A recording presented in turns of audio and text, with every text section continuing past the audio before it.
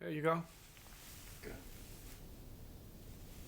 My question is, how does a musician not oversaturate themselves with too much Anybody, music? not just a Oh, musician, yeah. anybody. Sure.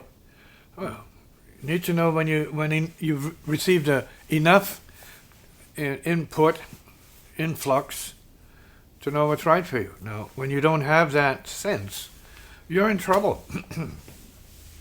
You're being used by whatever it is you're addicted to. It's an addiction. So, being receptive is also addictive. Say, no, I just want to learn this. I really know, but I want to learn some more. I just want to go to this person and see what else I can learn from this person. Maybe I'll learn a couple of things more. Besides, it's just more experience, and it's going around the mulberry bush. You're not going anywhere.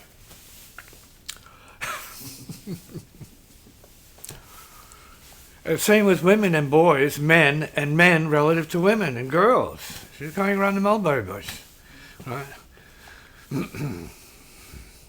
Self-amusement, self-entertaining, self-building garbage.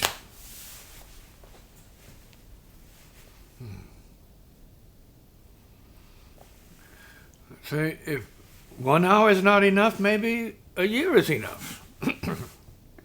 And if a year is not enough, maybe 10 years is enough. The same thing. Same monotonous dog chasing its tail. Experience. Well, I need some more of that, whether it's food, I need more of this, blah, blah, blah, blah. And you make yourself a garbage can of experience. That's not a good thing, particularly. So you need to know and choose what kind of garbage can you want to be, or what kind of enlightened being you want to be, or creative being. Comment now. So then, would something like meditation be able to, if somebody started practicing meditation? It depends on what you mean by meditation. Because meditation is a word that can be used for cooking. You're cooking something. What are you baking? I smell it. I smell it from over there. So what are you cooking? So what are you stewing? What's in the soup? So that's one kind of meditation idea. Some people beyond that meditate on what's passing. And not accumulating anything. Not keeping it. It's okay? It's like breathing.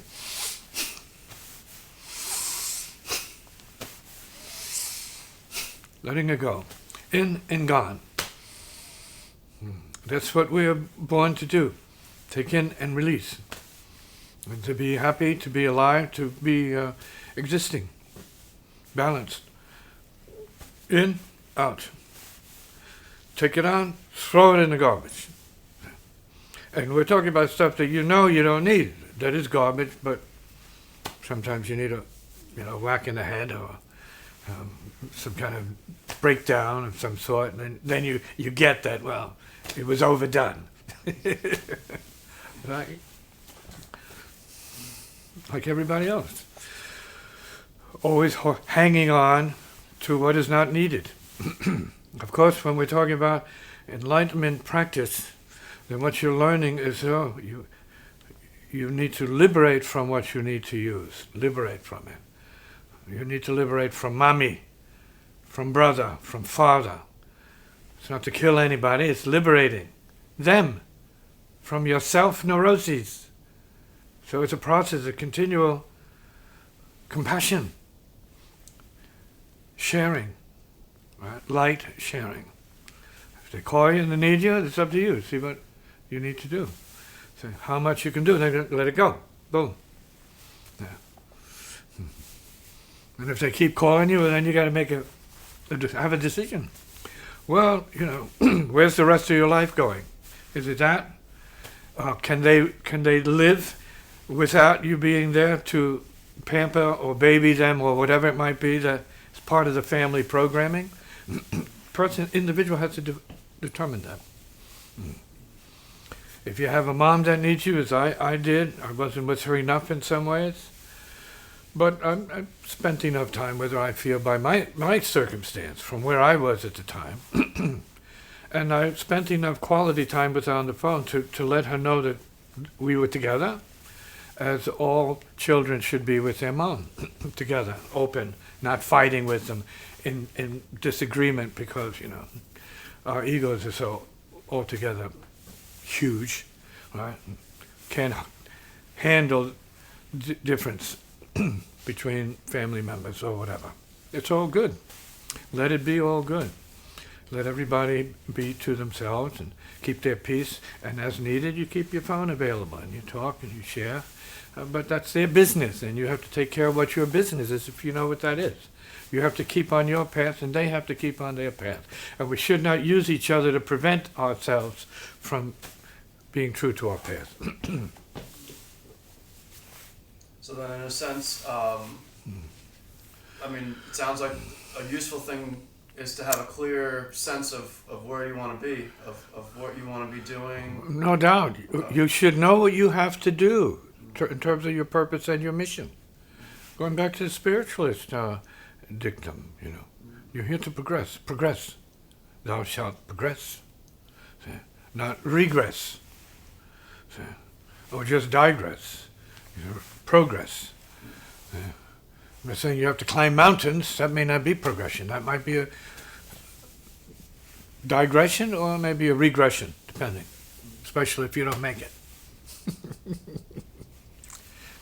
Miscalculation, or maybe that's how you wanted to go. Flying into the rocks. Or into the snow, depending. See? Whatever it is. It doesn't seem like it's a wise, you know, let's say, choice under certain conditions. See? So we need to be much more true to what our center is, what our peace is, if we have any such thing. And if we're dealing with the real spiritual, then it's really a different idea from all these religious notions about what spirituality is. Oh, that's kind of spirit. There's no kind of spirituality. Spirituality is empty. It's void. It means no BS. No you, no it, no them. Just spirit. Clear. Transcendent. Sacred. Quiet. Gone. In the higher regions, let's say, of awareness and intelligence. There's more silence there in the spiritual. It's more silent. Room for noise and sound, no doubt. But you know what it's meant by that. And so those who enter into spiritual in the sense that I'm talking about it, see, the deeper, quiet peacefulness of the heart, nature, we all are, then there's more healing. Less BS in all levels, at all levels, in all cases, less BS. Do what's necessary, straight line, boom. Got to do this. This is better, boom. We're not talking about selfishness, it's simplicity. It's beyond selfishness. It's basic.